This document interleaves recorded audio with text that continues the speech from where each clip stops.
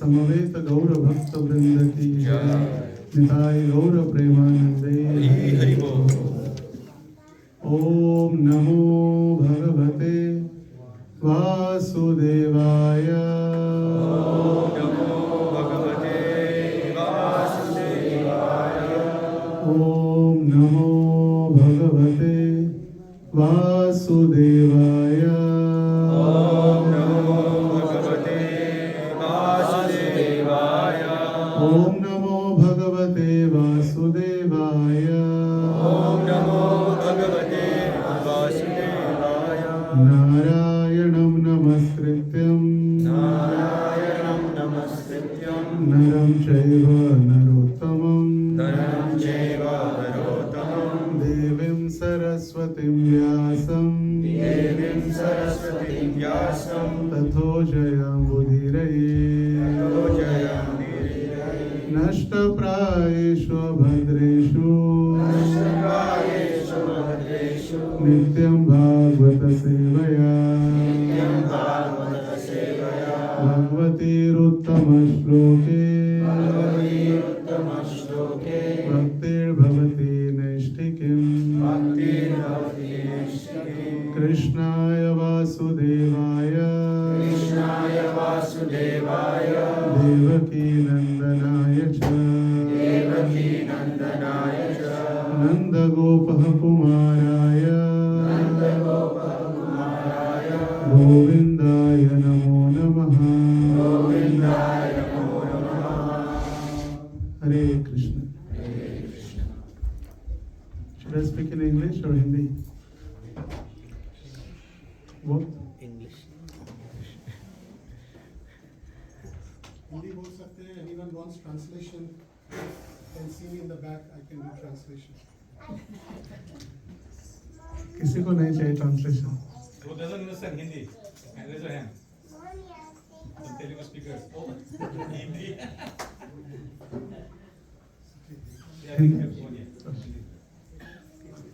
तो हरे कृष्ण। मुखं करोति वाचालं पंगुं लंघायते गिरिं यत्कृपातमहं वन्दे श्रीगुरुं दीनतारिणं परमानन्दमाधवं श्रीचैतन्य ईश्वरम्। पहली बार आज इस्कॉन बरगन में सभी की सेवा करने का एक अवसर प्रदान हो रहा है और सभी भक्तों का हार्दिक स्वागत है आज के इस रविवारी संडे फेस्टिवल प्रोग्राम में। और बहुत अच्छा लगा, 2-3 दिन से कई सारे हमने प्रोग्राम्स किए अलग अलग स्थानों पर। ISKCON of central new Jersey, और आज भी हमने एक मराठी में प्रोग्राम किया जहाँ पर कई सारे भक्त थे। पूरा प्रोग्राम ही मराठी था, लेक्चर, कीर्तन, एवरीथिंग वाज इन मराठी। और अभी आज का ये मोहिनी एकादशी का इस्कॉन बरगन में एक सेवा फिरकल प्रस्थान। तो जैसे हम सभी भक्त यहाँ पर उपस्थित हुए आज के रविवार के दिन, ये रविवार का प्रोग्राम श्रील प्रभुपाद जी ने प्रारंभ किया संडे लव फीस्ट के नाम से, रविवार उपहारीय कार्यक्रम। प्रभुपाद जी इसका उदाहरण देते हैं, इसका वर्णन उपदेशामृत के 4थे श्लोक में, जहाँ पर ददाति प्रतिगृह्णाति गुह्यम आख्याति पृच्छति भुंकते भोजायते चैवं षड्विधम प्रीति लक्षणम। ये जो श्लोक है उपदेशामृत का 4था श्लोक, इसमें प्रभुपाद जी भक्तों के बीच 6 प्रकार के आदान प्रदान या प्रीति लक्षण का वर्णन करते हैं, लविंग एक्सचेंजेस बिटवीन डिवोटीज। तो भक्तों से दान लेना, उपहार या भक्तों को उपहार देना, भक्तों को गुह्य बातें या अपने आध्यात्मिक जीवन के विषय में पूछना और उनसे श्रवण करना, भक्तों को प्रसाद के लिए बुलाना और भक्तों के घर पे प्रसाद के लिए स्वीकार करना। ये 6 प्रकार के प्रीति लक्षण जिसमें प्रभुपाद जी वर्णन किए कि ये रविवार का कार्यक्रम संडे लव फीस्ट भी इसीलिए हमने प्रारंभ किया कि पूरा हफ्ता सारे भक्त अपने अपने कार्यों में, दफ्तरों में, अपने अपने जीवन में व्यस्त रहते, तो भक्तों से मुलाकात नहीं हो पाती। और हम इतने भी फ्री नहीं है कि हर रोज भक्तों को बुलाए प्रसाद के लिए। वैसे तो हर रोज बाहर जाके पूछना होता है या अनाउंसमेंट करनी होती है या चिल्लाना होता है, अगर कोई भूखे है तो आ जाओ, अगर कोई नहीं आता है तो फिर लास्ट में हमको भोजन करना है। तो अगर ऐसे पुकारना प्रारंभ करेंगे तो लोगों की लाइन लग जाएगी घर के सामने, तो फिर ऐसे भी नहीं हो सकता। तो हफ्ते में एटलीस्ट 1 डे हम सभी एकत्रित आकर जो लविंग एक्सचेंजेस रूप गोस्वामी बताए कि भक्तों को उपहार देना, भक्तों से उपहार स्वीकार करना, और सबसे टॉप मोस्ट या सबसे श्रेष्ठ उपहार यदि हम दे सकते हैं तो भगवान का नाम, कृष्ण नाम ये दे सकते हैं, और कृष्ण नाम स्वीकार कर सकते हैं भक्तों से। फिर भक्तों से हम सुनते हैं आध्यात्मिक कथा या आध्यात्मिक जीवन के विषय में गुह्य बातें सुनते हैं। अपने आध्यात्मिक जीवन में हम कैसे प्रगति करें उसके विषय में प्रश्न पूछते हैं, और फिर अगर उनको कोई प्रश्न है, जैसे नए भक्त आते तो उनको हम मार्गदर्शन करते। गुह्यम आख्याति पृच्छति भूंकते भोजायते चैव। भक्तों के घर प्रसाद के लिए जाना और भक्तों से प्रसाद स्वीकार करना, यहाँ पर जो अच्छी देखा हमने कि सभी भक्त प्रसाद बना के लेकर आते तो वही हो जाता है। सही भक्त अपने अपने घर से प्रसाद लेकर एक दूसरे भक्तों को खिलाते हैं। तो प्रभुपाद जी कहे कि जब कभी कभी बड़े बड़े कंपनीज में टेंडर पास होता है, तो टेंडर पास होते तो ऐसे बिजनेसमैन लोग ये पार्टी ऑर्गेनाइज करते या डिनर ऑर्गेनाइज करते होटल्स में वगैरह।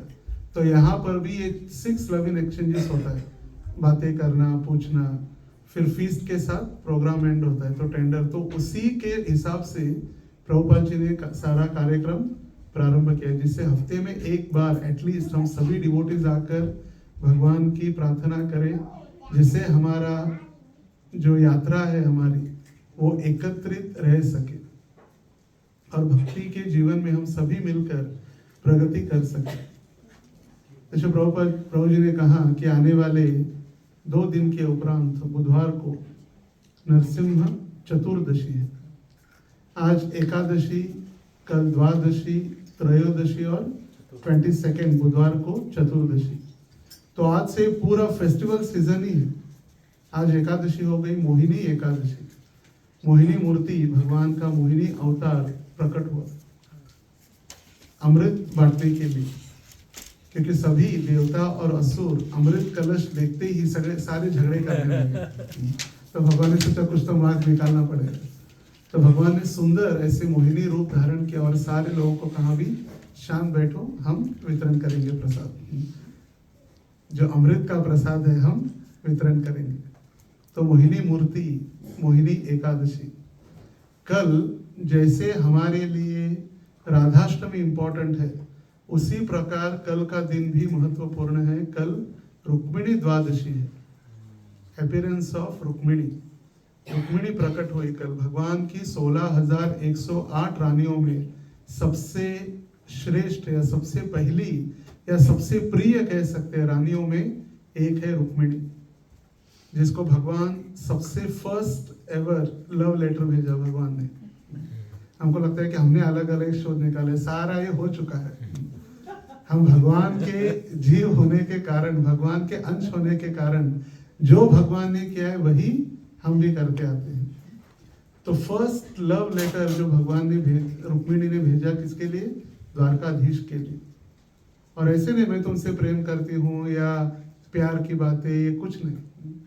वो कहते हैं भगवान आपका वर्णन सुनने से, श्रुत्वा गुणान भुवन सुंदर, इतने आप सुंदर है भगवान, भुवन में इतने त्रिभुवनों में सुंदर, और आपके बारे में सुनने के कारण, श्रवण करने के कारण, सुनते सुनते सुनते सुनते मैंने आपके प्रति क्या किया है? आसक्ति बढ़ा ली है, और मैंने निर्धार किया है कि आपको ही मैं शरणागत होने वाली हूँ, और आपके बिना कोई मुझे ऐसा व्यक्ति दिख नहीं रहा है कि मैं उसको शरणागत हूँ या उसके प्रति मैं अपना समर्पण करूँ। तो सुंदर पत्र भागवत के 10वें स्कंद के 52वें अध्याय में है, रुक्मिणी का पत्र पहला। तो रुक्मिणी ने पत्र भेजा भगवान को। रुक्मिणी थी महाराष्ट्र में, नागपुर के पास कौंडिन्यपुर, जिसको भागवत में कुंडीनपुर कहा गया है, और आज उसका नाम है कौंडिन्यपुर। तो वहां से एक ब्राह्मण के द्वारा रुक्मिणी ने पत्र भेजा कि अभी मेरे भाई रुक्मी जो है उन्होंने डिसीजन ले लिया है, निर्धार किया है कि मेरा विवाह शिशुपाल के साथ करेंगे, और मेरी तो इच्छा नहीं उनके साथ करने की, तो आप ही देखो, अभी आप ही सर्वे सर्वा है। मानस देह गेह जो किछु मोर अर्पिलो तुआ पदे नंद किशोर। भगवान सब कुछ आपके चरणों में अर्पित कर दिया गया, अभी आप ही देखिए। तो जो ब्राह्मण जिसके पास पत्र भेजा, तो ब्राह्मण पहुंचा द्वारका और पत्र पढ़ने लगा, और जैसे ही पत्र पढ़ा भगवान तुरंत वहां से निकले द्वारका से, और कहाँ है, डायरेक्ट कौंडिन्यपुर। रातों रात निकले भगवान और प्रातः काल में पहुंचे, और जैसे ही प्लान हुआ था किडनैपिंग, फर्स्ट किडनैपिंग भी हुआ था, तो किडनैपिंग का जैसे प्लान हुआ था कि घर में पद्धति थी रुक्मिणी की, भीष्मक राजा की कन्या रुक्मिणी या विदर्भ की कन्या, विदर्भ के राजा थे। जैसे महाराष्ट्र में भी इतना, भारत तो महान है ही इतना बड़ा, उसमें महाराष्ट्र के भी 5 हिस्से हैं, पश्चिम महाराष्ट्र, खानदेश, मराठवाड़ा, विदर्भ और कोंकण जो समुद्र के पास है। तो विदर्भ इतना, जो पूरा नागपुर डिवीजन जो है, पूरा नागपुर, अमरावती, यवतमाळ, ये सारा वाशिम, बुलढाणा, ये सारे जितने भी डिस्ट्रिक्ट्स है उनको विदर्भ कहा गया है। तो विदर्भ राजा की कन्या वैदर्भी, रुक्मिणी का दूसरा नाम क्या है, वैदर्भी, क्योंकि विदर्भ राजा की कन्या। तो जैसे ही उनके घर में पद्धति थी, परंपरा, विवाह के पहले रुक्मिणी ने कहा था कि मैं सबसे पहले प्रातः काल अंबिका देवी का दर्शन करने जाऊंगी, माता दुर्गा का, और दुर्गा का दर्शन करके जब मैं वापस आऊंगी तब आप मुझे किडनैप कर लेना। दर्शन के बाद जैसे मैं वापस आऊंगी तो आप मुझे किडनैप कर सकते हैं। तो वही जैसे भगवान को प्लानिंग दिया था, तो भगवान उसी समय से बराबर पहुंच गए कौंडिन्यपुर, और रथ लेकर आए थे सिर्फ भगवान का दारुक, जो भगवान के रथ चलाने वाले हैं, और इसीलिए भगवान का एक नाम है दारुक कृष्ण, जिनके सारथी दारुक है वो कृष्ण। तो दारुक और कृष्ण दोनों अकेले, दोनों आए थे। फिर जब पीछे पता चला बलराम जी को, तो बलराम जी तो पीछे से आए, मगर कृष्ण जैसे आए और माता रुक्मिणी दर्शन करके मंदिर से बाहर निकल ही रही थी, उस समय भगवान ने आक्रमण किया। और आचार्यगण बताते हैं जैसे एक सिंह जाके सारे लोमड़ी, जैसे ऑक्स, लोमड़ी को ऑक्स ही कहते हैं, तो सारी फॉक्स, तो सारी जो लोमड़ियां जैसे खड़ी होती है और उनमें एक सिंह आके अपने शिकार को उठा के लेके जाता है, तो सारे राजा ऐसे दोनों तरफ खड़े थे रास्ते के। आप इमेजिन कर सकते हैं, बड़ा रास्ता है, मंदिर से रुक्मिणी बाहर निकल रही है, दोनों रास्ते के बाजू में बड़े बड़े राजा पूरे भारतवर्ष से आए थे रुक्मिणी के स्वयंवर में भाग लेने के लिए। और रुक्मिणी का जैसे ही सौंदर्य था, माता लक्ष्मी, साक्षात माता लक्ष्मी रुक्मिणी, सौभाग्य की देवी, तो उनका सौंदर्य देखकर ये सारे राजा आश्चर्यचकित या पूरी तरह से एकदम आकर्षित हो गए थे रुक्मिणी के प्रति। और उस समय कृष्ण सिंह की भांति आए और रुक्मिणी को उठा के लेके रथ से भाग गए। तो आज भी हमारा इस्कॉन का केंद्र, जैसे इस्कॉन और बड़गन है, तो इस्कॉन केंद्र हमारा कौंडिन्यपुर में ही भी है। वहाँ पर मंदिर है जहाँ पर राजमहल था, भीष्मक राजा का महल। वो अंबिका मंदिर भी है जहाँ से रुक्मिणी भाग गई, जो विंडो भी है जिससे रुक्मिणी भाग गई। और कहा जाता है कि जो नदी है उसका नाम है वरदायिनी, सभी को वर देने वाली, और इसीलिए डिस्ट्रिक्ट का नाम हुआ वर्धा। तो पहले था वरदा, फिर हो गया वर्धा, वर्धा करते करते वर्धा हो गई। तो वहां से रुक्मिणी जब भगवान उनको किडनैप करके लेकर गए, तो कहा जाता है कि भगवान कदम्ब की माला पहनते थे, इसलिए भगवान का नाम है कदम्ब कृष्ण। कदम्ब के फूल जो सिर्फ वृंदावन में मिलते हैं, और महाराष्ट्र में तो कौंडिन्यपुर में तो है भी नहीं, कोई जगह पर नहीं है। मगर जहाँ पर इस्कॉन सेंटर है, तो आचार्यगण कहते हैं, कई सारे भक्त कहते हैं कि भगवान जब रुक्मिणी का किडनैप करने आए थे तो उनके पुष्प गिरे होंगे यहाँ पर, और वहीं पर इस्कॉन प्रॉपर्टी में 2 कदम के पेड़ है। पूरे इलाके में नहीं है, कहीं दूर दूर तक नहीं है, सिर्फ इस्कॉन के कैंपस में। और बड़ा पर्वत हमने बनाया, और गिरिराज जी और रुक्मिणी द्वारका नाथ के विग्रह वहां पर है। तो जब भी वह आएंगे तो भारत ऐसे तीर्थ स्थली है, तो और एक ऐड हो गया रुक्मिणी का कौंडिन्यपुर। तो कल रुक्मिणी का जन्मोत्सव, जैसे हम राधाष्टमी मनाते हैं, तो रुक्मिणी माता का कल आविर्भाव या जन्म दिवस है। फिर त्रयोदशी के उपरांत चतुर्दशी, नरसिंह चतुर्दशी, एकादशी, द्वादशी, त्रयोदशी और चतुर्दशी। और चतुर्दशी के बाद आती है पूर्णिमा, और ये पूर्णिमा भी हमारे लिए महत्वपूर्ण है। सिर्फ बुद्ध पूर्णिमा इसीलिए नहीं, पूर्णिमा के दिन राधा रमन लाल प्रकट हुए। राधा रमन लाल की जय। राधा रमन प्रकट हुए पूर्णिमा के दिन। रात्रि में ही, नरसिंह जयंती के रात्रि में, जब गोपाल भट्ट गोस्वामी वृंदावन में अपना भजन कर रहे थे, तो सारे गोस्वामियों के पास अलग अलग विग्रह थे। राधा दामोदर, राधा श्याम सुंदर, राधा गोपीनाथ, राधा मदन मोहन, रूप गोस्वामी के पास राधा गोविंद, सनातन गोस्वामी के पास राधा मदन मोहन। तो गोपाल भट्ट गोस्वामी को लगता कि मेरे पास कोई विग्रह नहीं है, और ये शालिग्राम की शिला है, गोल गोल शालिग्राम शिला। और पूर्णिमा के नरसिंह जयंती के दिन एक बहुत बड़ा व्यापारी वृंदावन में यात्रा करते करते सबको दान दक्षिणा दे रहा था। तो उन्होंने विग्रह के कपड़े दे, कृष्ण के विग्रह के आभूषण, वस्त्र, मुकुट, माला, बांसुरी वगैरह सब दिया। तो ये सोचने लगे मेरे पास तो कुछ है ही नहीं डिटीज, तो मैं किसको पहनाऊं। और ऐसे चिंतन करते करते सो गए रात्रि में। नरसिंह जयंती के दिन ये उनको वस्त्र मिले, और रात्रि में वो चिंतन करते करते जब विश्राम किए, तो मध्य रात्रि के बीच जब वो प्रातः काल उठे, तो उन्होंने देखा उनकी जो दामोदर शिला थी, वो दामोदर शिला भंग होके उसमें से राधा रमन प्रकट हो गए थे। तो पूर्णिमा के दिन राधा रमन का आविर्भाव, प्रकट हुए राधा रमन। तो राधा गोविंद, राधा मदन मोहन और राधा गोपीनाथ, तो भगवान के जो चरण हैं वो मदन मोहन के जैसे हैं, भगवान का वक्षस्थल राधा गोविंद जैसे है, और राधा रमन का मुखारविंद राधा गोपीनाथ जैसे है। तो तीनों विग्रह एक साथ प्रकट हुए राधा रमन लाल के रूप में, वो पूर्णिमा के दिन। देखिए कितना एकदम सीक्वेंस है, 1 2 3 4 5। और यही पूर्णिमा भगवान के जीव तत्व अवतार बुद्ध जी का भी बुद्ध पूर्णिमा है, बुद्ध जी का भी आविर्भाव, जिनको गौतम बुद्ध या सिद्धार्थ कहा गया है। सिद्धार्थ के लिए कहा गया था कि कभी भी इनको कोई कष्ट मत दिखाना, दुख मत दिखाना। अगर ये किसी का कष्ट देखेंगे या दुख देखेंगे तो घर बार छोड़कर चले जाएंगे। राजा के पुत्र थे, युवराज, और उन्हें जब देखा कि एक स्त्री बहुत दुखी होकर कष्ट में है, एक व्यक्ति जो बहुत बीमार है, और उन्होंने अंतिम यात्रा भी देखी, तो उन्होंने पूछा ये क्या है, क्या है, क्या है। तो जन्म, मृत्यु, जरा, व्याधि, उन्होंने सारा दर्शन कर लिया, और फिर सब कुछ छोड़कर चले गए। और उन्होंने फिर गौतम बुद्ध धर्म का प्रचार किया, और ये भगवान के जीव तत्व अवतार है। जो सत्यव्रत मुनि जो प्रार्थना लिखते हैं, जयदेव गोस्वामी जो दशावतार की प्रार्थना लिखते हैं, उसमें गौतम बुद्ध का भी नाम आता है।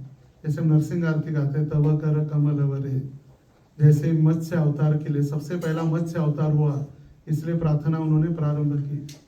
प्रलय पयोधि जले धृतवानसि वेदम विहित वहित्र चरित्रमखेदम केशव धृता मीन शरीरा जय जगदीश हरे।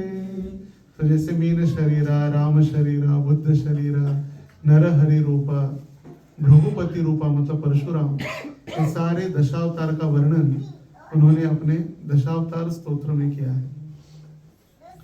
तो अभी हम जो उत्सव मनाएंगे हमारे लिए नरसिंह प्राकट्य, तो सभी को लगता है भगवान नरसिंह प्राकट्य, भगवान को देखते ही सब डर जाते हैं, ऐसा कैसे इनके भगवान है, ऐसे कैसे भगवान है। जैसे एक व्यक्ति का ऑपरेशन हो रहा था हॉस्पिटल में, भक्तिवंत हॉस्पिटल, वहां पर बड़ा नरसिंह भगवान का फोटो लगा था। तो उस व्यक्ति ने पूछा ये कौन है, क्या हो रहा है यहाँ पर, किसका फोटो है। तो ये सबसे वर्ल्ड का सबसे फर्स्ट ऑपरेशन हुआ, भगवान ने इसका ऑपरेशन किया पेट फाड़ के। बोले क्या हुआ इसका, बोले operation was successful but patient was dead. Patient चला गया मगर भगवान ने तो ऑपरेशन कर दिया था। तो हमको लगता है भगवान का विचित्र या विकराल स्वरूप देखकर, मगर हम नव नरसिम्हा क्षेत्र में यदि दर्शन करेंगे अहोबिलम में, तो वहां पर हमें पता चलेगा कि भगवान के विग्रह भी शांत नरसिम्हा, उग्र नरसिम्हा, कारंजा नरसिम्हा, मालोला नरसिम्हा से अलग अलग भगवान के अवतार है, या भगवान अपना भाव प्रकट कर रहे। तो जब नरसिम्हा देव प्रकट हुए, किसके लिए? अपने भक्त की रक्षा करने के लिए। तथाकथित धार्मिक लोगों को लगता है कि हम भगवान के भक्त बनेंगे, मगर हमारा वैष्णव सिद्धांत है हम भक्तों के भक्त बनेंगे, क्योंकि भगवान भक्त के अधीन है। भगवान अपने भक्तों के अधीन हो जाते हैं, इसलिए भगवान कहते हैं अहम भक्त पराधीन, मैं भक्तों के अधीन हूं। और इसीलिए जब कोई व्यक्ति भक्तों के अधीन हो जाता है, भक्तों की सेवा करता है, तो भगवान को प्रकट होना ही है। और जब भगवान प्रकट हुए नरसिम्हा देव, तो सबसे पहले जो हिरण्यकशिपु ने अपनी बुद्धि चलाकर, उसको अमर बनना था, उसको तो अमर बनना था हिरण्यकशिपु को। हिरण्यकशिपु ने मंदराचल पर्वत पर 35,000 वर्ष तपस्या की। ये सत्ययुग की, इसीलिए सत्ययुग में 1,00,000 वर्ष आयु मर्यादा होती थी। अभी 100 भी कोई जी लिया तो भी बहुत है, 100 है और 100 कहीं पहुंचते नहीं, कहीं पहुंच जाते, कई गिने चुने लोग हैं। तो पहले थी सत्ययुग में 1,00,000, फिर त्रेता युग में 10,000, द्वापार में 1,000 और कलयुग में 100 वर्ष। और इसीलिए भागवत के शुरुआत में ही व्यासदेव जी लिखते हैं, प्रायेण अल्पायुषा सभ्या कलौ अस्मिन् युगे जना मंदासु मंदमतयो मंद भाग्या ही उपद्रिता। कलयुग के लोगों का वर्णन या उनका ग्लोरिफिकेशन करते कैसे है कलयुग के लोग। प्रायेण अल्पायुषा असभ्या, इनकी प्राय आयु इनकी कम होगी, ये लोग असभ्य रहेंगे, सदैव चिंतित रहेंगे और हमेशा परेशान रहेंगे और सदैव झगड़ते रहेंगे। तो इनका वर्णन ही किया गया है। तो जब 35,000 वर्ष तपस्या की, किसकी? ब्रह्मा जी की। ओम ब्रह्मणे नमः, एक पैर के ऊपर खड़े रहकर, अपने पैर के पंजे के ऊपर खड़े रह के दोनों हाथ ऊपर करके ऐसे तपस्या की 35,000 वर्ष। और ऐसी तपस्या कभी किसी ने नहीं की थी। और कोई ये साधारण तो नहीं अभी तपस्या करने वाले हिरण्यकशिपु भी भगवान के धाम के पार्षद है। जय और विजय, जय विजय को जब श्राप मिला सनातन जो चतुर्ष कुमारों के द्वारा वैकुंठ में अंदर आने के लिए मना कर दिया, इसलिए उनको श्राप दिया कि जाओ पृथ्वी पर जाकर असुर बनो। उसके पीछे जय और विजय हमेशा प्रार्थना कर रहे थे। आचार्यगण लिखते हैं कि उनकी प्रार्थना के कारण भगवान ने ऐसे कार्य करना पड़ा, क्योंकि वो सोच रहे थे कि वैकुंठ में कुछ आनंद नहीं आ रहा, यहाँ पर सभी भक्त है, कोई किसी को डांटता भी नहीं है, ज्यादा आवाज में बोलता हुआ सब स्तुति कर रहे हैं, जैसे ब्रह्मा जी प्रार्थना करते हैं ब्रह्म संहिता में, यथा गानम नाट्यम गमनमपि वंशी प्रिय सखी चिदानंदम ज्योति परमपि तदा स्वाद्यमपि च स यत्र क्षीराब्धि श्रवति सुरभि वैश्य सुमहान निमेषार्धा क्यों वा व्रजति नहीं यत्रापि समय।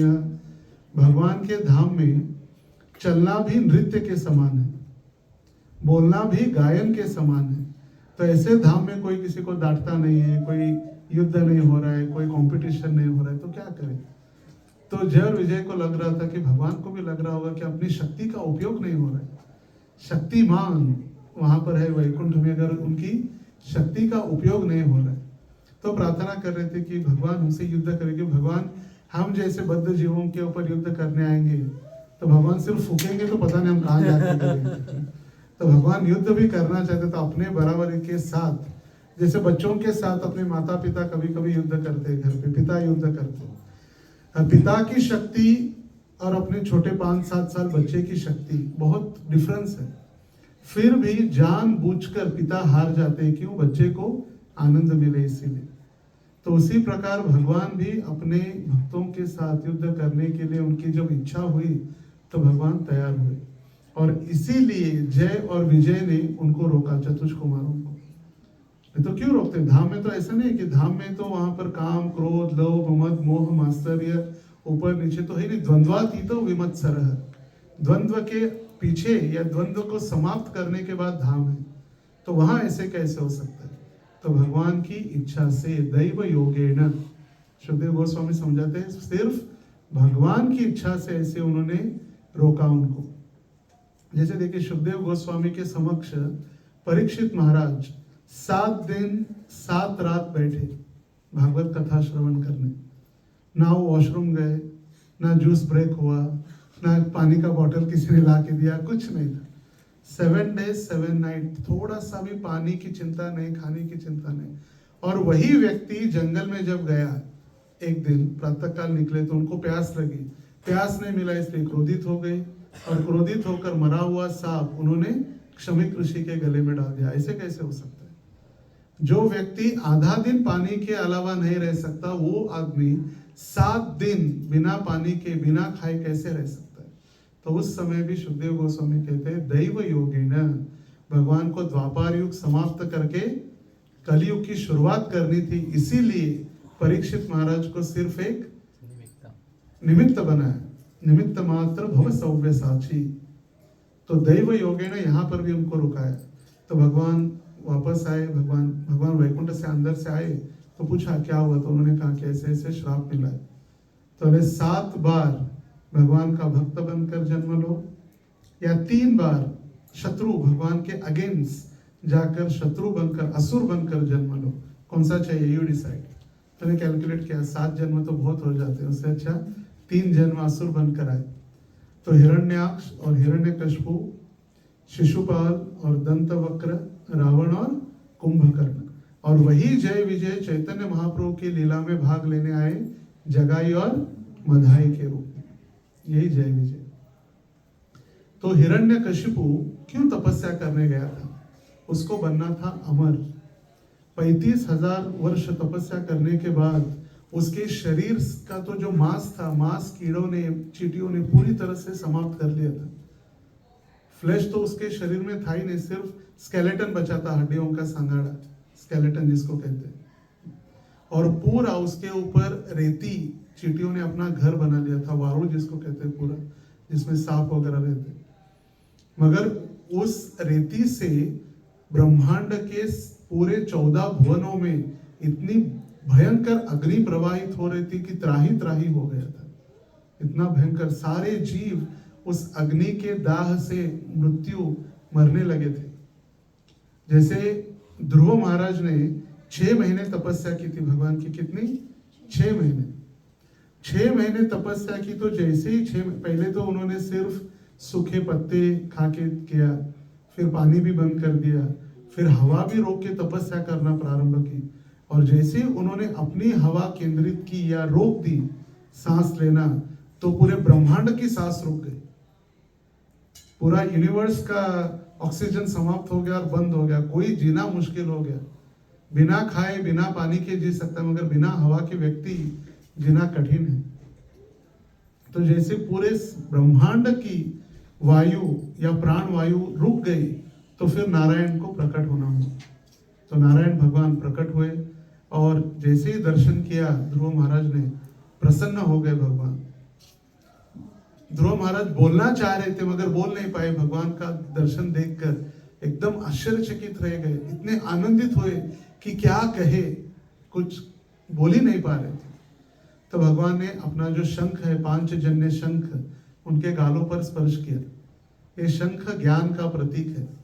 और फिर जैसे ही स्पर्श किया तो बहुत सुंदर वो स्तुति प्रार्थना अर्पण करने लगे। और तब वे कहे, स्वामीन कृतार्थोस्मि वरम न याचे। हे भगवान, मैं कांच के टुकड़े के लिए पीछे पड़ा था, अभी आपका दर्शन हुआ, मुझे कुछ अभी अभिलाषा नहीं है, मैं धन्य हो गया। तो उसी प्रकार यहाँ भी अग्नि का प्रवाह होने लगा। तो सारे देवी देवता ब्रह्मा जी के पास गए, बोले ब्रह्मा जी, आपका एक मंदिर तो सिर्फ है, कहाँ पे? पुष्कर में, और आपके एक भक्त, एक मंदिर एक भक्त, बस ब्रह्मा जी का, और कहीं नहीं, ब्रह्मा जी का मंदिर। पूरे पुष्कर में एक मंदिर और एक भक्त, महान भक्त हिरण्यकशिपु। तो जैसे ही गए, ब्रह्मा जी ने देखा आवाज तो आ रही है, ओम ब्रह्मणे नमः, दिख तो नहीं रहा है कोई। तो फिर जो रेती का एक पूरा घर जैसे बन गया था, ब्रह्मा जी ने अपने कमंडलों से जल छिड़क दिया। जैसे ही जल छिड़का, वो जो पूरा स्केलेटन था, सिर्फ बचा था, उनको एक नवीन, एक नया शरीर प्राप्त हुआ। नव तारुण्य, सुंदर शक्तिमान शरीर उनको प्राप्त हुआ। और ब्रह्मा जी कहने लगे जय हो जय हो। कितने सौभाग्यशाली, ऐसी कठोर तपस्या कोई नहीं कर सकता। मनुष्य असुर तो दूर की बात, बड़े बड़े ऋषि मुनि देवी देवता भी ऐसे कठोर तपस्या नहीं कर सकते। जय हो तुम्हारी। बोलो क्या चाहिए? मुझे अमर बनना है। तो ब्रह्मा जी के अमर बनने के लिए मैं भी अमर नहीं हूँ। आ ब्रह्म भुवनालोका पुनरावर्तिनो अर्जुन। मतलब मैं भी अमर नहीं तो मैं कैसे आपको अमर बना सकता हूँ? अरे ठीक है, उसने अपनी बुद्धि चलाना प्रारंभ किया। जैसे भौतिक जगत के लोग भगवान नहीं है या धर्म नहीं है या संस्कृति नहीं है, अपना दिमाग चलाते भगवान को मारने के लिए, उसने स्वयं को अमर बनाने के लिए बुद्धि चलाना प्रारंभ किया। मुझे आशीर्वाद दो, मुझे कोई मनुष्य मारेगा नहीं, कोई प्राणी नहीं मारेगा, कोई असुर नहीं, कोई देवता नहीं। ब्रह्मा जी आपके सृष्टि में जो भी जीव है जिसको आपने तैयार किया 84 लाख जो योनिया है, उसमें से कोई भी मुझे मारेगा नहीं। तो ब्रह्मा जी सोचे ठीक है, ओके, सुबह नहीं, रात को नहीं, घर में नहीं, घर के बाहर नहीं, जमीन पर नहीं, आकाश में नहीं, अंदर नहीं, बाहर नहीं, कोई अस्त्र से नहीं, कोई शस्त्र से नहीं, सारे जितने वरदान मांगने थे, जितनी बुद्धि चली उतनी सारी लिस्ट देना। और ब्रह्मा जी ने कहा तथास्तु। ऐसा तो वरदान दिया जा सकता है। ब्रह्मा जी ने उस समय सोचा नहीं था, मगर आशीर्वाद तो दे दिया, तथास्तु। और फिर जैसे ही आशीर्वाद मिला, इसने अपना ओरिजिनल स्वरूप धारण किया। फिर ना कभी कभी एक होता है दिखावा और एक है ओरिजिनल स्वरूप। देखा जैसे हम तिलक लगा के भक्ति के कपड़े पहन के प्रभु जी हरे कृष्ण, मगर रियलिटी घर में होती है क्या? तो जैसे वो रियलिटी उसकी बाहर निकली, सबसे पहले उसने ब्राह्मणों के यज्ञ बंद करा दिए। जैसे भगवान को कोई भी हवन या भगवान को कोई पूजा न हो सके, यज्ञों का बंद, और सारे यज्ञ अपवित्र कर दिए। सारे ब्राह्मणों की हत्या, गौ हत्या, सारा इतना पाप बढ़ने लगा कि उसके भय से देवी देवता स्वर्ग लोक भी छोड़कर चले गए, सब भाग गए। स्वर्ग अमरावती जो राजधानी इंद्र की, सभी खाली हो गए। और इसने फिर नया एक स्कीम चालू किया, मरने के पहले सबको स्वर्ग पहुंचा देता था। शरीर के छोड़ने के पहले कोई भी स्वर्ग आ जा सकता था, क्योंकि इसने सारे नियम बदल दिए। हिरण्यकशिपु भगवान की,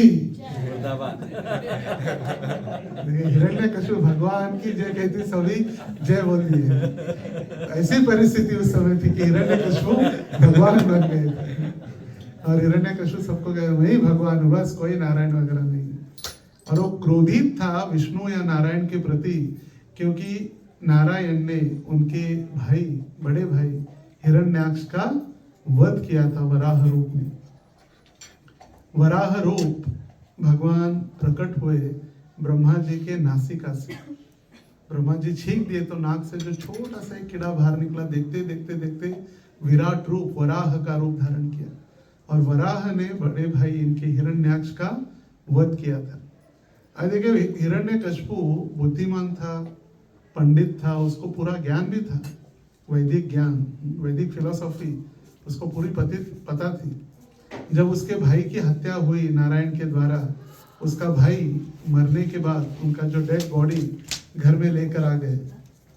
और जब घर में लाए तो हिरण्याक्ष की पत्नी, हिरण्यकशिपु की माँ, सारे लोग बैठ के रो रहे थे, अरे क्या हो गया, क्या हो गया, हिरण्याक्ष को मार दिया।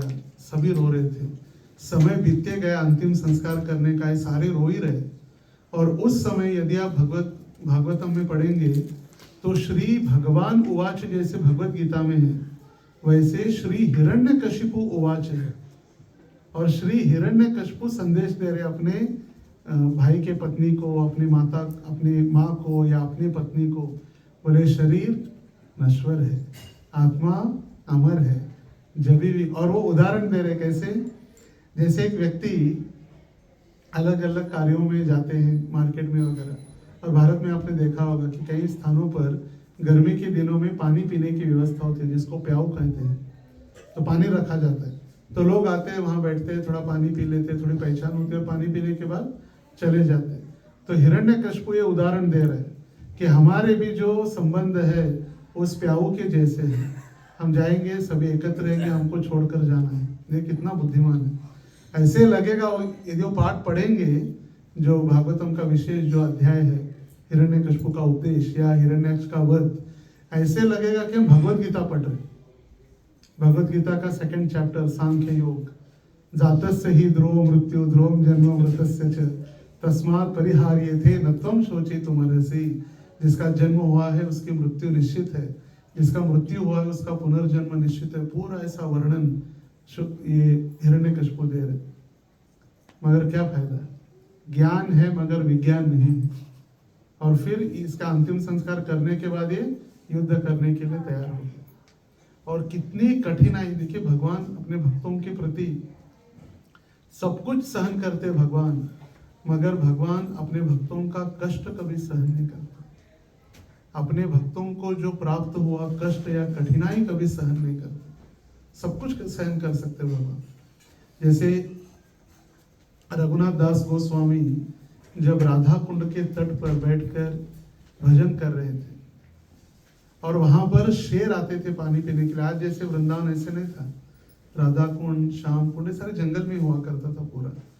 तो शेर, टाइगर वहां पर पानी पीने के लिए आते थे, तो कृष्ण स्वयं हाथ में लाठी लेकर खड़े होते रक्षा करने रघुनाथ दास गोस्वामी की। एक दिन रघुनाथ दास गोस्वामी भजन कर रहे थे, अपना जप कर रहे थे ध्यानपूर्वक बैठकर।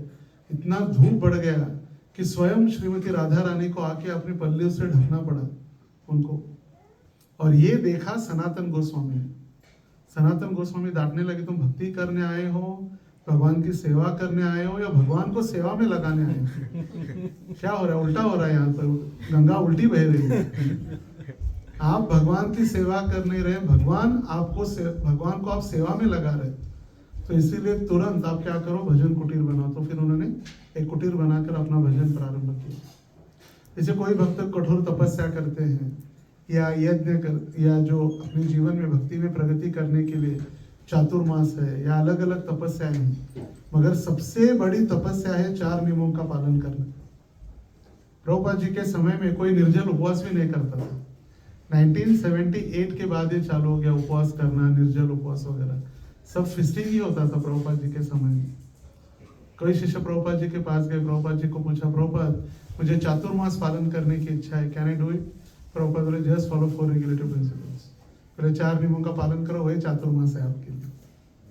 तो देखिए इतना प्रभुपाद जी ने हमारे लिए कठोर तपस्या तो दूर, एक पैर के ऊपर खड़े रहना 35,000 वर्ष, या अग्नि बाजू में एकदम कड़ी धूप में अग्नि जलाकर उसके बीच में बैठना, सर्दियों में पानी में जाकर बैठ के जब करना, कभी होगा क्या? कभी नहीं होगा। और प्रभुपाद जी ने कितना सरल बना दिया भक्ति मार्ग। मगर ऐसे में जब भगवान के भक्त थोड़ी बहुत भी तपस्या करते तो भगवान का हृदय तुरंत द्रवित हो जाता है। एक बार उद्धव जी भगवान श्री कृष्ण को पूछे कि हमने देखा है कि आप के भक्त जो है आपको प्राप्त करने के लिए सदैव रोते रहते, दुखी रहते कि कब आप प्राप्त होंगे, प्रार्थना करते आपके लिए। मगर ये पहली बार हमने देखा कि आप भी किसी के लिए रो रहे, क्योंकि उद्धव और कृष्ण ये दोनों इतने प्रिय मित्र थे भगवान के।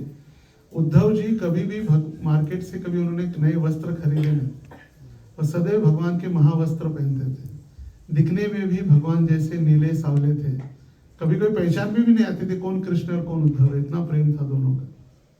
तो एक दिन उद्धव जी ने देखा कृष्ण सारी रात रो रहे। और फिर जब उद्धव जी ने पूछा, भगवान क्यों आप रो रहे, क्यों द्वारकाधीश हे कृष्ण श्याम सुंदर क्यों रो रहे? तो भगवान ने कहा, मैं रो रहा हूँ इसीलिए कि मेरे भक्त मेरी इतनी तपस्या करते हैं, मुझे प्राप्त करने के लिए इतना भक्ति में आगे बढ़ने का प्रयास करते हैं, कठोर तपस्या कर रहे या परिश्रम कर रहे, और मैं एक हूँ जो उनको कुछ दे नहीं सकता। मैं क्या देता हूँ, सिर्फ उनको कष्ट देते रहता हूँ, इसीलिए भगवान रो रहे। तो जब भगवान ने देखा कि मेरे भक्त की परेशानी, उनको उठाकर पर्वत से नीचे फेंक देना, समुद्र में फेंकना, प्रहलाद जी को सांप के बीच उनको फेंक देना, बड़ी कढ़ाई में तेल उबल रहा है उसमें डाल देना, तो प्राय नरक की परिस्थिति उन्होंने तैयार कर दी थी, नारकीय परिस्थिति। और उनकी राजधानी आज का जो पाकिस्तान में मुल्तान शहर है, मुल्तान वो राजधानी हिरण्यकशिपु की। जैसे उत्तानपाद राजा की राजधानी कानपुर है, बिठूर, कानपुर के पास एक स्थान है बिठूर, वहां पर ध्रुव महाराज वहां से वृंदावन गए थे तपस्या के लिए। और प्रहलाद महाराज का जो पूरा ये लीला हुई, जो मुल्तानी मिट्टी है, भारत में प्रसिद्ध है मुल्तानी मिट्टी, तो मुल्तान शहर उनकी राजधानी है हिरण्यकशिपु की। तो वहां उतना उनको कष्ट देते गए कष्ट देते गए। सबसे पहले तो जब प्रहलाद जी को बुलाया गुरुकुल से, शंड और अमरक के गुरुकुल में भेजा, उनको लगा अभी गुरुकुल में गया बच्चा कुछ सीख कर आएगा। जैसे हम पूछते ना छोटे बच्चों क्या सीखा, ABCD चलते रहता है, हमको तो बहुत अच्छा है, तो तुतली भाषा में बोलता है, हमको सुनने में भी अच्छा लगता है। तो सबसे पहले जब प्रहलाद महाराज आए, गोदी में बैठा कर पूछा, प्रहलाद क्या सीखा? श्रवणम कीर्तनम विष्णु स्मरणम पाद सेवनम अर्चनम वंदनम दास्यम सख्यम आत्मा निवेदनम। उन्होंने कहा जो नवविधा भक्ति है वो करो। फिर नेक्स्ट टाइम पूछा, प्रहलाद क्या सीखा? असुर वर्य देहिना, हे असुर राज, ये क्या घर में आसक्त होकर बैठा, सब कुछ छोड़ दो, जाओ वृंदावन, भगवान नारायण की शरण ग्रहण करो। ये तो असहनीय हो रहा था, इसीलिए उतना उनको दंड देने का प्रयास किया। और पूछा कहाँ है आपके नारायण? बोले तो हर कण कण अणु रेणु में है। जैसे प्रातः काल भी जब विठल की कथा हो रही थी, विठल शब्द का अर्थ ही है संपूर्ण विश्व में, विश्वामध्ये ठसून लपलेला, मतलब हर अणु रेणु कण कण में भगवान छाए हुए हैं, हर कण में। उनको ढूंढने की प्रयास में हम जहां भी देखेंगे वह है ही हो, सिर्फ मंदिर में है या सिर्फ गोलोक में नहीं, हर स्थान, हर कण, हर रेणु अणु सब में। जब प्रहलाद महाराज बताए अपने मित्रों को कि जो अपने पत्ते तोड़ दिए, हिरण्यकशिपु भगवान इसको जोड़ नहीं सकते मगर मेरे भगवान इसको पुनः जोड़ सकते हैं। इतना विश्वास भगवान के प्रति। क्यों? क्योंकि माता के गर्भ में, कयाधु के गर्भ में जब प्रहलाद महाराज थे, उस समय कयाधु टीवी के सामने नहीं बैठी थी। कयाधु कहाँ थी? 9 महीने नारद मुनि के आश्रम में थे। तो जो कार्य कयाधु कर रहे थे या कथा सुन रहे थे, उसका पूरा इफेक्ट उनके ऊपर हुआ था। और जब देवी देवताओं को पता चला कि हिरण्यकशिपु का पुत्र है, बाप जैसा बेटा होगा तो त्राही त्राही हो जाएगी, बाप ने तो इतना जीना मुश्किल कर दे तो बेटा कितना कठिन होगा, इसको मार देते। तो प्रहलाद महाराज जब पेट में थे तो नारद जी कहे, एक तो हमें कभी स्त्री की हत्या नहीं करनी चाहिए, ब्राह्मण की हत्या नहीं करनी चाहिए, और उसमें विशेष रूप से ये स्त्री अभी कौन है? गर्भवती है, और इनके गर्भ में जो बालक है वो आने वाले समय में महान भक्त होंगे, जिनके कारण हिरण्यकशिपु का वध होगा। और जब पूछा हिरण्यकशिपु ने, कहा है आपके भगवान? इस खंबे में है क्या? तो कहा सब जगह है। और स्तंभे सभायाम न मृगम न मानुषम। जब प्रहलाद जी ने कहा इस खंबे में है, तब भगवान को खंबे में अवतरित होना पड़ा, उसके पहले प्लान नहीं था। प्लानिंग और तुरंत आना पड़ा खंबे के अंदर, कि उन्होंने जब कहा हाँ इस खंबे में भी है, स्तंभे सभायाम, इस सभा के स्तंभ में से प्रकट हुए, न मृगम, कोई सिंह भी नहीं, कोई मनुष्य भी नहीं, क्योंकि वचन तो मिला था, जैसे आशीर्वाद मिला था ब्रह्मा जी के सृष्टि में 84 लाख योनियों में जो तैयार हुए उसमें से कोई नहीं। तो आधा और आधा मनुष्य, सारे नर और जो सिंह सारे डर गए, ऐसा कैसे रूप है, कौन है? देवी देवताओं को भी पता नहीं चला कौन सा अवतार है, सारे डरे हुए थे। और जैसे ही खंबे से बाहर आए तो हिरण्यकशिपु के साथ सबसे पहले तो गदा युद्ध खेले भगवान। जैसे चूहा और बिल्ली दोनों सामने आते हैं, तो चूहा को बिल्ली तुरंत खा नहीं लेती, थोड़ा भाग के, थोड़ा क्रीड़ा खेल होता है, थोड़ा भागना आगे पीछे, फिर थकने के बाद उसको खा लेते। तो भगवान भी अपने युद्ध का, अपने वीर रस का आस्वादन करने के लिए प्रकट हुए थे, तो युद्ध खेले भगवान। और जैसे बिल्ली चूहे को खत्म कर देती है, ऐसे भगवान ने उनका ऑपरेशन कर दिया। और उस समय कोई अस्त्र शस्त्र से भी नहीं, तो सारे अस्त्र शस्त्र भगवान के नाखूनों में छुप कर बैठे थे। सारे नाखून मतलब क्या थे? अस्त्र शस्त्र। जैसे भगवान का शंख है, क्या नाम है? पांचजन्य। भगवान की गदा क्या नाम है, कौन बता सकता है? कौमुदिकी। भगवान का धनुष शारंग, शारंग पाणी, चक्र पाणी, गदा पाणी, ये भगवान के नाम है। पाणी मतलब ग्रहण करना, मराठी में पानी मतलब पानी वाला पानी होता है, मगर पानी मतलब ग्रहण करना। तो भगवान के सारे अस्त्र शस्त्र इन ये नाखूनों में छुप कर बैठे थे और उन्होंने बराबर संध्या काल के समय में, दिन नहीं रात नहीं, घर में नहीं बाहर नहीं, कहा चौकट पर और जमीन पर नहीं आकाश में नहीं, अपने गोदी में। देखिए कितना सौभाग्य है, तपस्या की प्रहलाद ने और भगवान के गोदी में मरने की ऐसी एकदम सुअवसर प्राप्त हुआ हिरण्यकश्यप को। हम अच्छा है हिरण्यकश्यप नहीं बन सकते, मगर प्रहलाद जैसी भक्ति तो कर ही सकते हैं। एक तो हमें भक्ति करनी चाहिए प्रहलाद जैसी, भगवान हमारा रक्षण करने आए। अगर असुर बनना है तो ऐसे असुर बने कि हिरण्यकश्यप जैसे असुर बने तो स्वयं भगवान उनको मारने के लिए आए। ऐसे तो बनने वाला कठिन है, होगा ही नहीं। तो अच्छा है कि सादी भक्ति भगवान ने जो दी है आसान, वो मार्ग हम अपना सकते, जिससे भगवान हमें बचाने के लिए, हमारा रक्षण करने आए। तो अपने भक्त की रक्षा करने जैसे भगवान आए, उसी प्रकार अपने भक्त को मिलने के लिए भगवान आए थे पंढरपुर, या भक्त की रक्षा करने। और जैसे ही भगवान प्रकट हुए, उनका हिरण्यकश्यप का वध किया, सारा कोई माला पहनाने के लिए था नहीं। जैसे हम आए तो माला पहनाते, भगवान को माला पहनाते, किसी का स्वागत में माला पहनाते, मगर भगवान का किसी ने स्वागत ही नहीं किया।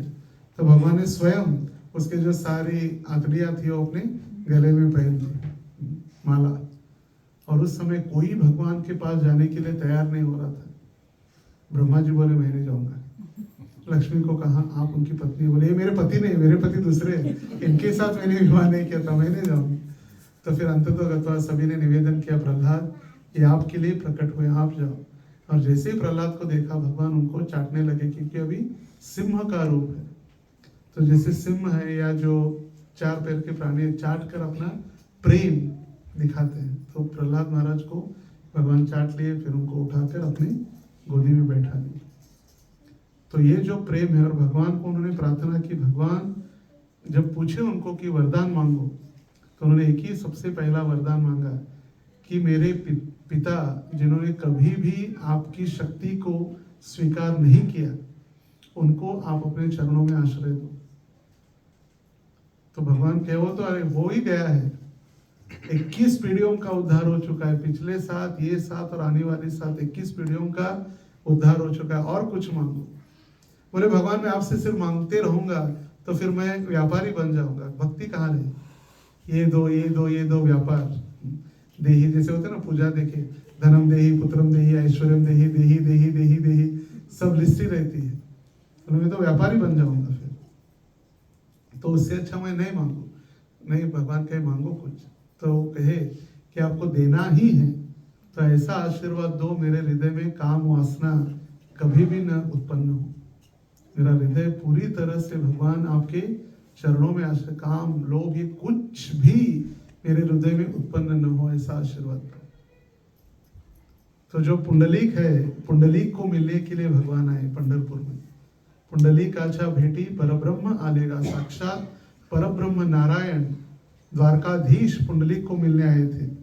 और ये भी लीला हुई द्वापर युग में, द्वापर युग के अंत एट द एंड, उत्तरार्ध जिसको कहते हैं। शुरुआत को कहते हैं पूर्वार्ध, मध्यान्ह, फिर उत्तरार्ध। जैसे जैसे ये द्वापर युग समाप्त हो रहा था, उस समय ये पुंडलीक जो अपने माता पिता की सेवा करके उन्होंने अपने भगवान को प्रसन्न किया।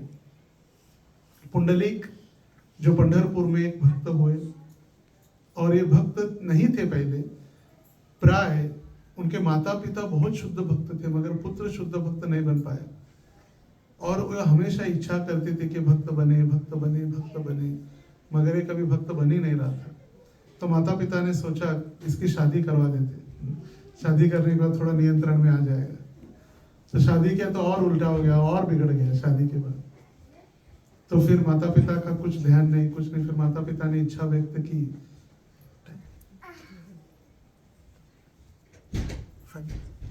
तो माता पिता ने इच्छा व्यक्त की कि हमें क्या करो, काशी यात्रा लेके चलो, मुझे काशी यात्रा। तो बोले हम नहीं आएंगे, अपने आप जाओ। तो दोनों माता पिता को घर से निकाल दिया। और जब उसके पत्नी ने पूछा ये दोनों कहाँ जा रहे, तो उन्होंने कहा कि ये काशी यात्रा करने के लिए जा रहे, गंगा स्नान। तो बोले हमको भी जाना है, चलो हम भी चलते हैं साथ। तो नहीं उनको जाने दो, हम अलग से चलते। फिर उनको अपनी पत्नी की सेवा के लिए घोड़ा लेकर दोनों काशी की यात्रा के लिए निकले। काशी के नजदीक जब वो कुकुट मुनि के आश्रम में पहुंचे तो उन्होंने देखा वहां पर उनके माता पिता भी थे। एक कुकुट मुनि का आश्रम, जैसे पहले तो डायरेक्ट नहीं पहुंचे, तो चलते चलते चलते एक कुकुट मुनि नाम के आश्रम में वो पहुंचे। तो रात्रि में पुंडलिक ने देखा कि 3 सुंदर कन्याएं, सुंदर थी मगर उनके कपड़े, उनका रूप एकदम विचित्र था। कपड़े गंदे और एकदम मलिन, दिखने में तो सुंदर थी मगर जैसी पूरा गंदगी शरीर के ऊपर मलिन है। और वो तीनों कन्याएं आकर कुकुट मुनि के आश्रम में झाड़ू मार रही है, झाड़ू की सेवा कर रही है। और जैसे ही रात भर झाड़ू की सेवा की, जैसे ही सुबह होती थी वो बहुत तेजस्वी और सुंदर दिखने लगती थी, एकदम स्वच्छ, और निकल गई।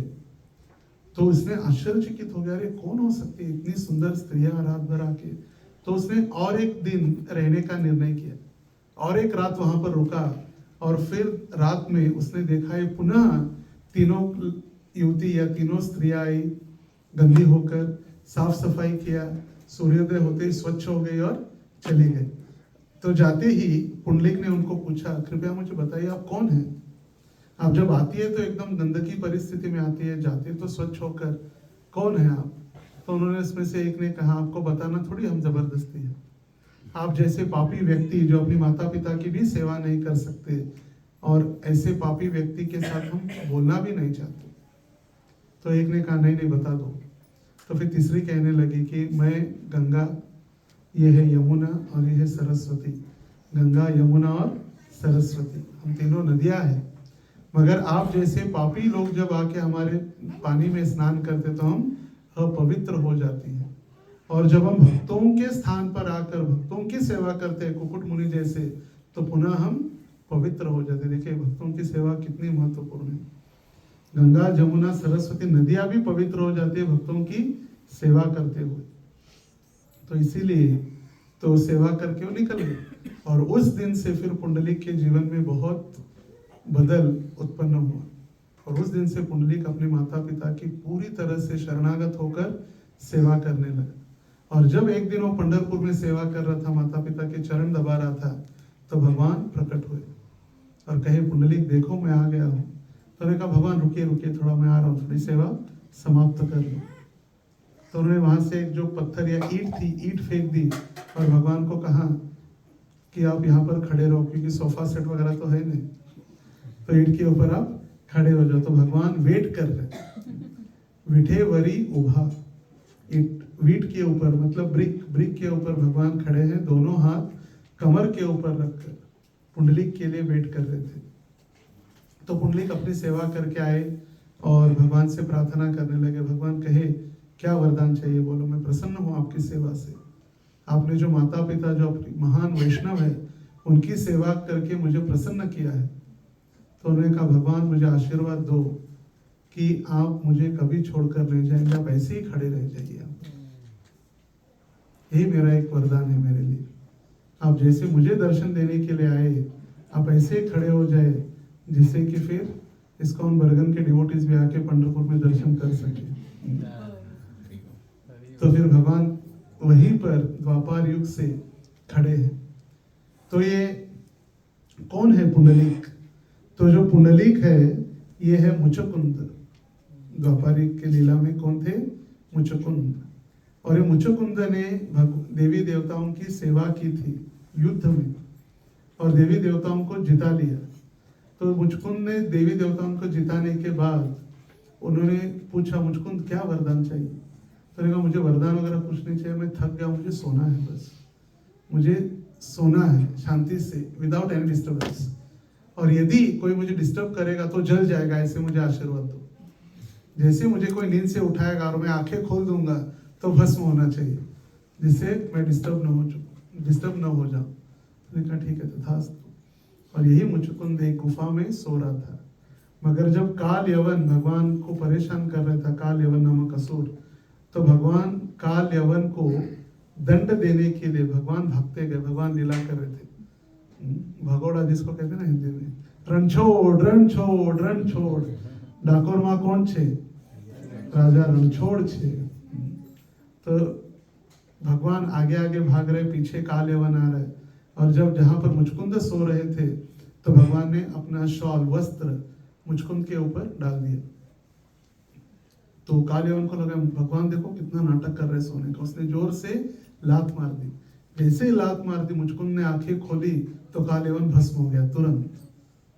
भगवान को मारना नहीं पड़ा मुचकुंद काल यवन को, अपने आप ही वो श्राप जिसका जैसे आंखें खुली मुचकुंद की, वो भस्म हो गए। और जैसे ही मुचकुंद ने देखा ये भस्म होने का, पीछे साक्षात द्वारकाधीश नारायण खड़े हैं। तो फिर उन्होंने प्रार्थना की और भगवान को कहा, भगवान आज मैं इतना प्रसन्न हूं कि आप स्वयं मुझे दर्शन देने के लिए इस गुफा में आए, तो कृपा कीजिए मुझे छोड़कर कभी मत जाइए, आप हमेशा मेरे सामने ऐसे ही मुझे दर्शन दीजिए। तो भगवान कहे भाई अभी बहुत सारा काम बाकी है, अभी तो बीच वाली लीला चल रही है, अभी महाभारत होना है, अर्जुन को उपदेश देना है, बहुत सारा काम बाकी है। तो जब आप अगले रूप में आएंगे तब मैं आपकी इच्छा पूरी करूंगा। तो यही मुचकुंद बने पुंडलीक। और फिर वो ईंट क्या है? तो जो ईंट जो है वो है इंद्र। इंद्र ने जब वृत्रासुर के साथ युद्ध किया, वृत्रासुर हालांकि असुर थे मगर इंद्र के साथ युद्ध करना था, और इंद्र ने युद्ध किए बिना ट्रिक से अपनी कुबुद्धि चलाकर उनको मार दिया। तो वृत्रासुर दुखी हो गए, बोले आप ही जीतने वाले थे, युद्ध करना था, मगर ऐसा आपने जो कुबुद्धि चलाकर गलत तरीके से मुझे मारा, मैं तुम्हें श्राप देता हूं कि तुम पाषाण बन जाओ, ईंट बन जाओ, पत्थर। तो इसीलिए इंद्र पत्थर बन गए। और भगवान जब वो क्षमा माने तो कहे कोई चिंता मत करो, पत्थर तो आप बनेंगे मगर स्वयं नारायण आपके ऊपर हमेशा हमेशा के लिए आने वाले समय तक खड़े हो जाएंगे, अपने चरण आपके ऊपर रखेंगे। तो ये ईंट है, ब्रिक, और उसके ऊपर भगवान खड़े, इसलिए उनका नाम है विठ्ठल या पांडुरंग। भगवान पुंडलिक को मिलने के लिए पंढरपुर आए, और साथ ही साथ रुक्मिणी को भी, जो नाराज होकर आई थी रुक्मिणी पंढरपुर में, एक तीर दो निशान। पहले रुक्मिणी को ही मनाना था तो रुक्मिणी मान नहीं रही, तो चलो भगवान के पुंडलिक को मिलकर आता हूँ, फिर रुक्मिणी को मना के लेके जाता हूँ। तो ये है पंढरपुर धाम, जो महाराष्ट्र की आध्यात्मिक राजधानी है, the spiritual capital of Maharashtra, Pandharpur.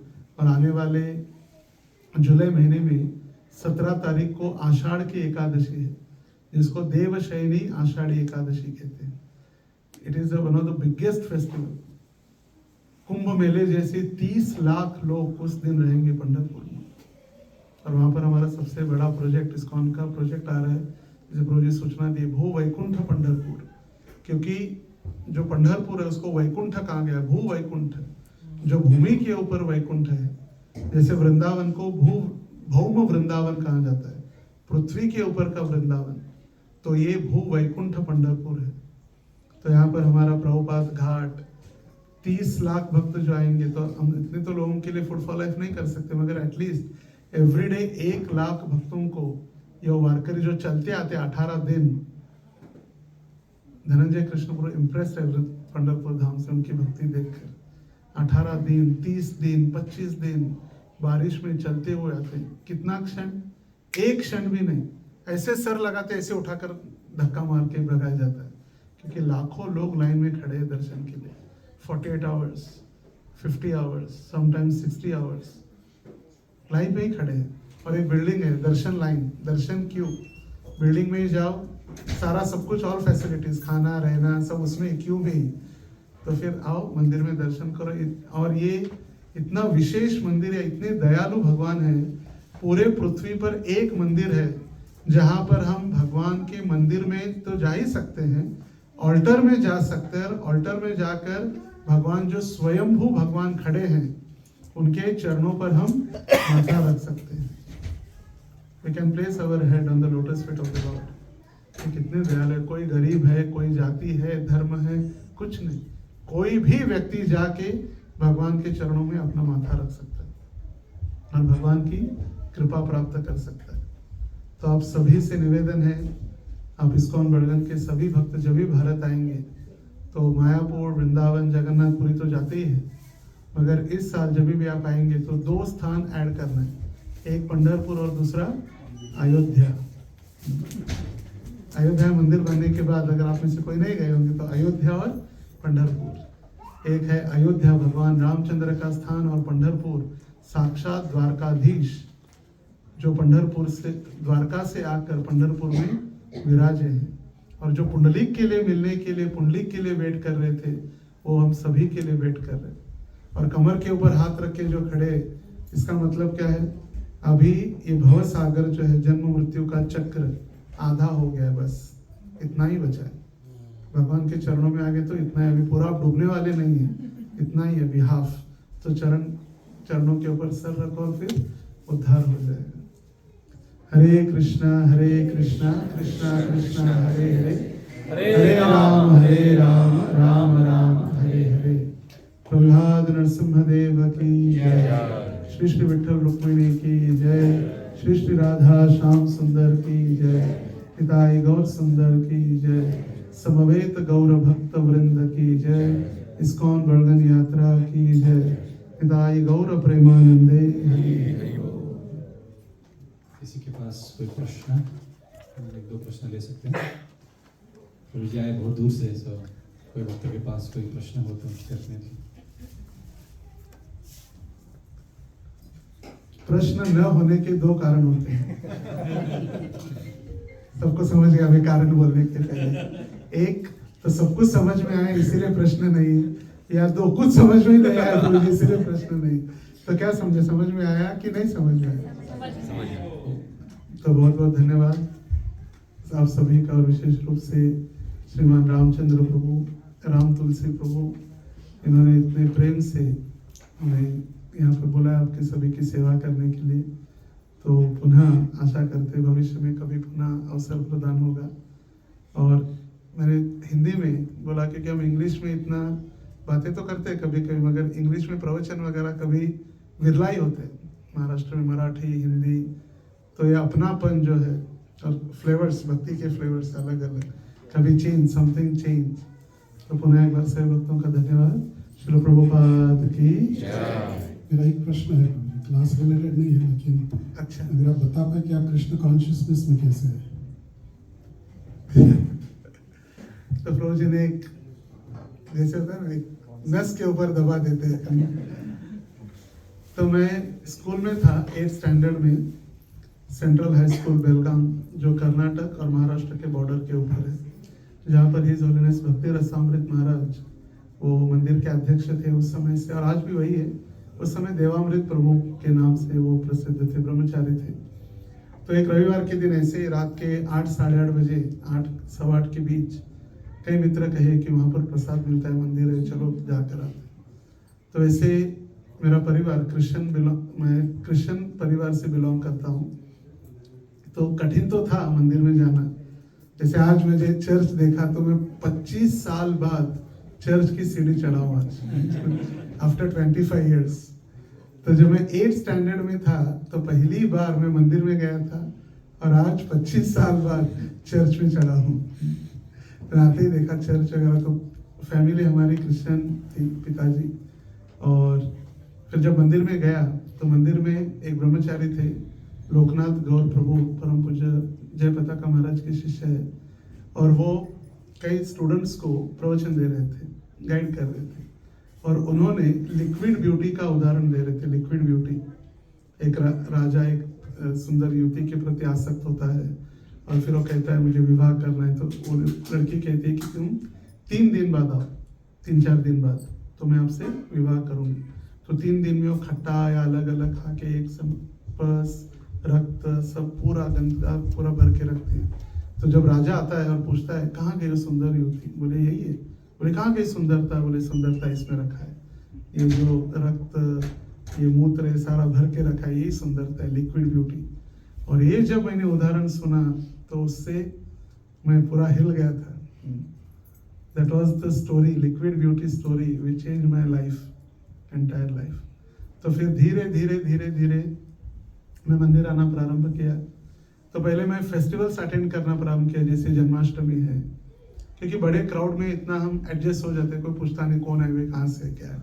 तो जन्माष्टमी, फिर रामनवमी, फिर गौर पूर्णिमा, फिर नित्यानंद त्रयोदशी, फिर बड़े बड़े फेस्टिवल्स होने के बाद फिर हमने संडे फेस्टिवल अटेंड करना रेगुलर प्रारंभ किया, क्योंकि घर वाले कोई परेशान ना करे या वो अगेंस्ट न जाए, इसीलिए। फिर मैं सैटरडे मंदिर में सोने जाने लगा, एवरी सैटरडे नाइट स्टे। ब्रह्मचारी आश्रम में जो यूथ्स के लिए वगैरह होते वहाँ पर व्यवस्था, तो मंदिर में रहते, जाकर सैटरडे इवनिंग में चले जाते, फिर सैटरडे नाइट वहाँ पर रहकर संडे मॉर्निंग का पूरा मंगल आरती, भागवतम क्लास, संडे फेस्टिवल दोपहर में होता है 12:30 से 2, फिर 2:30 बजे प्रसाद लेकर शाम को थोड़ी सेवा वगैरह करके चले जाते। फिर सैटरडे और संडे दोनों रहने लगा मैं मंदिर में। फिर धीरे धीरे 2 दिन, 3 दिन, 4 दिन, फिर घर वालों को पता ही नहीं चला कि कब घर से बाहर चला गया। फिर मंदिर में रहकर बुक डिस्ट्रीब्यूशन, स्पेशली मैं कॉलेज करने लगा। फिर 8वीं 9वीं 10वीं के बाद फिर कॉलेज स्टार्ट हुआ। फिर भक्ति रसायन महाराज ने मुझे सेवा दी थी बीबीटी संभालने के लिए, जो बुक्स डिपार्टमेंट है। बुक्स जो ब्रह्मचारी वगैरह बुक्स लेकर जाते थे डिस्ट्रीब्यूशन करने के लिए, तो मैं अकाउंट्स बैकग्राउंड में पढ़ाई कर रहा था, तो मुझे उसका पूरा इन्वेंट्री मेंटेन करने के लिए, हिसाब वगैरह लेने के लिए वो सेवा दी थी। फिर धीरे धीरे धीरे कॉलेज वगैरह ख़त्म करने के बाद in 2003 I join as a full time brahmachari, तो मैंने बेलगाम में ज्वाइन किया। फिर 2006 में मुझे बेलगाम से भेजा गया बैंगलोर, परम पूज्य दानवीर गोस्वामी महाराज, जो कैंसस सिटी है यहाँ पर यूएस में, वहाँ पर दानवीर महाराज है। उन्होंने अपनी टीम के साथ बैंगलोर आए थे, द टेम्पल ऑफ वैदिक प्लानिटोरियम जो है उसका रिसर्च करने की, शास्त्रों में इसका वर्णन कैसा दिया है प्लानिटोरियम का, जो प्रभुपाद जी कहते तो अलग अलग विष्णु पुराण, स्कंद पुराण, पद्म पुराण, तो रिसर्च टीम बैंगलोर में आई थी।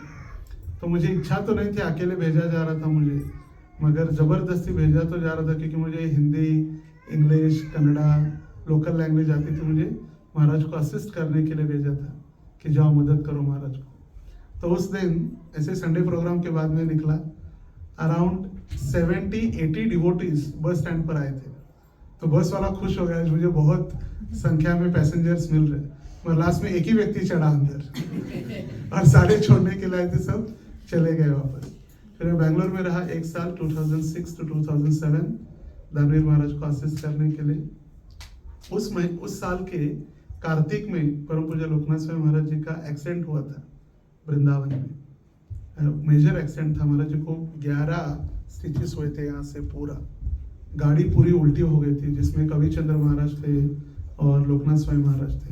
और महाराज जी के जो सर्वेंट थे उनका बैक में बहुत परेशानी हुई, तो सेवा करना नहीं, सेवा मतलब एडजस्ट नहीं हो रही थी, उनको खड़े रहना बैठना मुश्किल हो रहा था बैक पेन के कारण।